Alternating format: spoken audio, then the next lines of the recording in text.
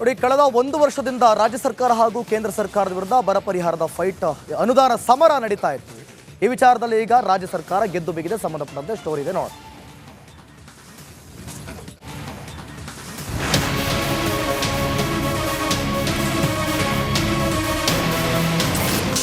ಬರ ಪರಿಹಾರ ಸಮರದಲ್ಲಿ ಗೆದ್ದ ರಾಜ್ಯ ಸರ್ಕಾರ. ಕರ್ನಾಟಕಕ್ಕೆ ಬರ ಪರಿಹಾರ ಘೋಷಿಸಿದ ಕೇಂದ್ರ.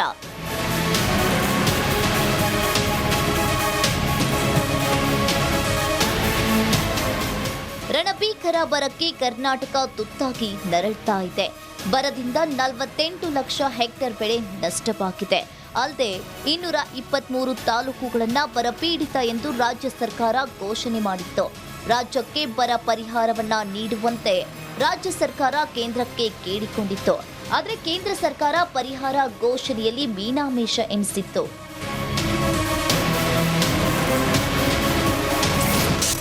ಪರಿಹಾರಕ್ಕಾಗಿ ಸುಪ್ರೀಂ ಕೋರ್ಟ್ ಕದ ತಟ್ಟಿದ ಕಾಂಗ್ರೆಸ್. ಕೇಂದ್ರ ಹಾಗೂ ರಾಜ್ಯ ಸರ್ಕಾರದ ನಡುವೆ ಕಳೆದೊಂದು ವರ್ಷದಿಂದ ಅನುದಾನ ಸಮರ ಜೋರಾಗಿದೆ. ಬರದಿಂದ ಕಂಗೆಟ್ಟಿದ್ದ ಕರ್ನಾಟಕ ಕೇಂದ್ರಕ್ಕೆ ಬರ ಪರಿಹಾರಕ್ಕೆ ಮೊರೆ ಇಟ್ಟಿತ್ತು. ಆದರೆ ಏನೂ ಪ್ರಯೋಜನವಾಗಿರಲಿಲ್ಲ. ಇದರಿಂದ ರೊಚ್ಚಿಗೆದ್ದ ರಾಜ್ಯ ಕಾಂಗ್ರೆಸ್ ದೆಹಲಿಯ ಜಂತರ್ ಮಂತರ್ನಲ್ಲಿ ಪ್ರೊಟೆಸ್ಟ್ ಕೂಡ ಮಾಡಿತ್ತು. ಆದ್ರಿಂದ ಕಳೆದ ಮಾರ್ಚ್ನಲ್ಲಿ ಸುಪ್ರೀಂ ಕೋರ್ಟ್ನಲ್ಲಿ ಅರ್ಜಿಯನ್ನ ಸಲ್ಲಿಸಿ ಈಗ ಗೆದ್ದು ಬೀಗಿದೆ.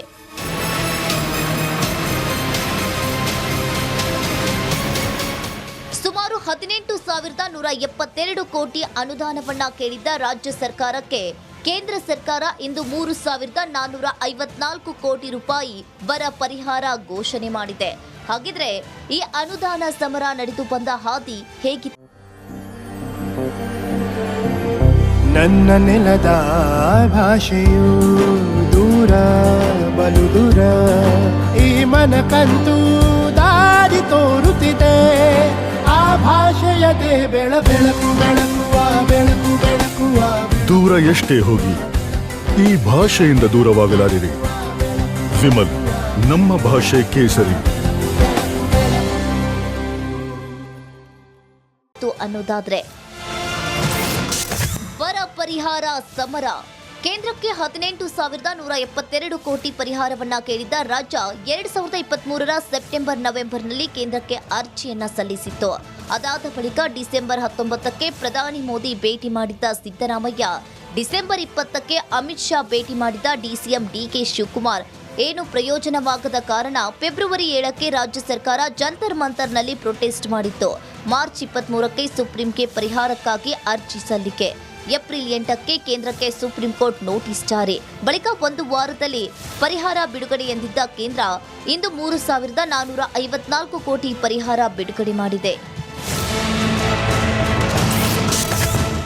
ಕೇಂದ್ರ ಕೊಟ್ಟಿದ್ದು ತುಂಬಾ ಕಮ್ಮಿ. ಕೇಂದ್ರ ಸರ್ಕಾರ ತೀರ್ಮಾನ ಮಾಡಿದ್ದಾರೆ. ಇದು ಬಹಳ ಕಡಿಮೆ. ನಾವು 18,172 ಕೋಟಿ ಕೇಳಿದರೆ ಅವರು 3,464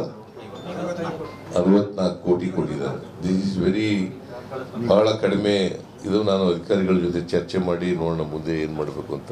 18,000 ಕೇಳಿದ್ದು 3,000 ಚಿಲ್ಲರೆ ಕೊಟ್ಟಿದ್ದಾರೆ. ಇದೇನ ಮಜ್ಜಿಗೆ ಆನೆಗೆ ಅಂತ. ಸೊ ಅಟ್ಲೀಸ್ಟ್ ನಮ್ಮ ಹೋರಾಟಕ್ಕೆ ಒಂದು ಜಯ ಸಿಕ್ಕಿದೆ. ಆದರೆ ಅವರು ಕೊಡಬೇಕಾದ ಪಾಲು ಸರಿಯಾಗಿ ಕೊಟ್ಟಿಲ್ಲ. ಇದನ್ನ ಹೋರಾಟ ಮುಂದುವರಿಸ್ತೇವೆ. ಇನ್ನು ಅಧಿಕೃತ ದೃಢೀಕರಣ ಆಗಬೇಕಿದೆ. ನಾವು ಕಾನೂನು ಹೋರಾಟ ಮಾಡದೆ ಹೋಗಿದ್ದಿದ್ರೆ 3,454 ಕೋಟಿನೂ ಬರ್ತಾ ಇರಲಿಲ್ಲ ನಮಗೆ. ಸೊ ಪ್ರಯತ್ನದ ಮೇಲೆ ಅವಲಂಬಿತವಾಗಿದೆ. ಸರ್ಕಾರಕ್ಕೆ ಇಷ್ಟು ಸಾಕಾಗಲ್ಲ ಅಂದರೆ ಇವ್ರು ಕೇಳಿದಷ್ಟು ಕೊಡ್ತಾರ?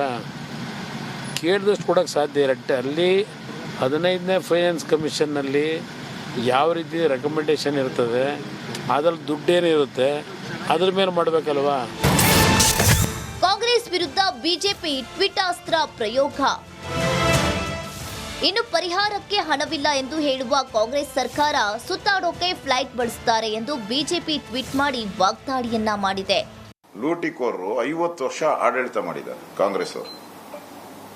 2G 3G ಏನೇನೋ ಜಿಗಳು ಎಲ್ಲ ಆಗಿದೆ. ಹಗರಣಗಳ ಮೇಲೆ ಹಗರಣ, ಬೇಲ್ ಮೇಲೆ ಬೇಲು. ಯಾವಾಗ ಕರ್ನಾಟಕ ಸರ್ಕಾರ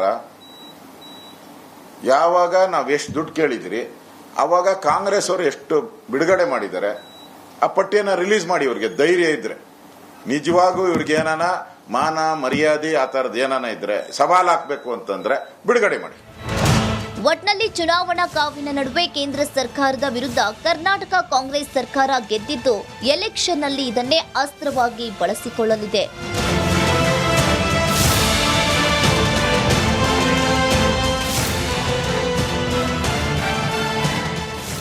ಬ್ಯೂರೋ ರಿಪೋರ್ಟ್, ರಿಪಬ್ಲಿಕ್ ಕನ್ನಡ.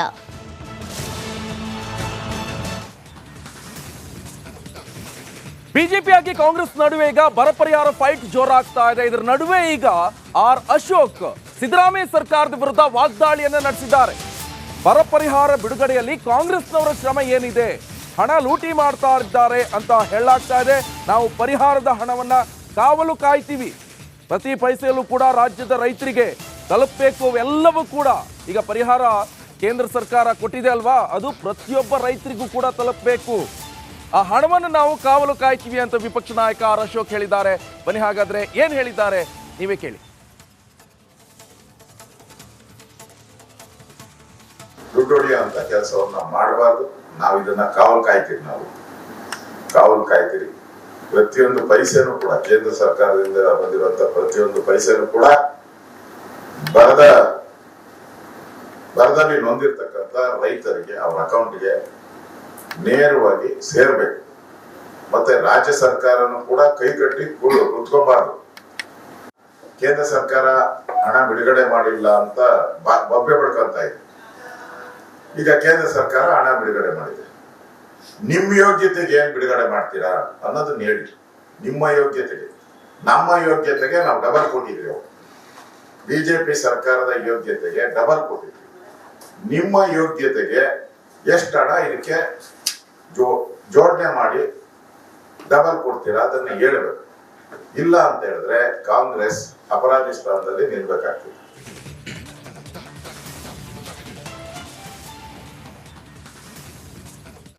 ರಾಜ್ಯ ಸರ್ಕಾರ ಕೇಳಿದಷ್ಟು ಹಣವನ್ನ ಕೊಡಕ್ಕಾಗುತ್ತಾ? ಅವರು ಗೈಡ್ಲೈನ್ಸ್ ಪ್ರಕಾರ ಕೊಡ್ತಾರೆ ಅಂತ ಹೇಳಿ ಯಾವಾಗ ಕೇಂದ್ರದ ವಿರುದ್ಧ ರಾಜ್ಯ ಸರ್ಕಾರ ಆರೋಪವನ್ನ ಮಾಡ್ತು ಆಗ ಕುಮಾರಸ್ವಾಮಿ ಬಗ್ಗೆ ಪ್ರತಿಕ್ರಿಯೆ ನೀಡಿದ್ದಾರೆ. ಏನು ರಾಜ್ಯ ಸರ್ಕಾರ ಕೇಳಿದಷ್ಟು ಹಣ ಕೊಡಕ್ಕಾಗುತ್ತಾ? ಕಾಂಗ್ರೆಸ್ ವಿರುದ್ಧ ಕುಮಾರಸ್ವಾಮಿ ವಾಗ್ದಾಳಿ ನಡೆಸಿದ್ದಾರೆ. ಕೇಂದ್ರದ ಗೈಡ್ಲೈನ್ಸ್ ಏನಿರುತ್ತೆ ಅದ್ರ ಪ್ರಕಾರ ಪರಿಹಾರ ಕೊಟ್ಟಿದ್ದಾರೆ. ಕಾಂಗ್ರೆಸ್ ಹೇಳದಂತೆ ನಡೆದುಕೊಂಡಿಲ್ಲ ಅಂತ ಹೇಳಿ ಎಚ್ ಡಿ ಕುಮಾರಸ್ವಾಮಿ ವಾಗ್ದಾಳಿಯನ್ನು ಮಾಡಿದ್ದಾರೆ. ಕೇಂದ್ರದಿಂದ ಕಡಿಮೆ ಆರೋಪ ಬಂದಿದೆ ಅಂತ ಹೇಳಿ ರಾಜ್ಯ ಸರ್ಕಾರ ಆರೋಪವನ್ನು ಮಾಡ್ತಾ ಇರೋದು. ಕೆ ಶಿವಕುಮಾರ್ ಆರೋಪ ಮಾಡ್ತಿದ್ದಾರೆ, ರಾಜ್ಯ ನಾಯಕರು ಆರೋಪ ಮಾಡ್ತಿದ್ದಾರೆ. ಕೇಳಿದ್ದೆಷ್ಟು ಹಣ, ಕೊಟ್ಟಿದ್ದೆಷ್ಟು ಹಣ.